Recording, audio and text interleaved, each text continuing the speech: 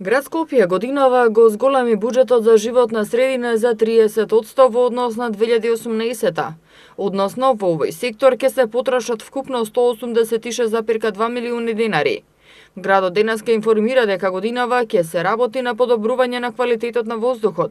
Ќе се реализира и понатаму планот за подобрување на квалитетот на воздухот, а продолжуваат со мониторингот на подземните води, заштита на изворот Рашче и бунарите Нерези и Лепенец. Во областа заштита на водата ќе се работи на испитување на квалитетот на подземните води околу изворот Рашче посебно, во однос на шестовалентниот хром, историското загадување од југохром. Четврта година се спроведуваат активности за испитување алтернативни извори за водоснабдување, а ќе продолжат и со алтернативни извори за техничка вода.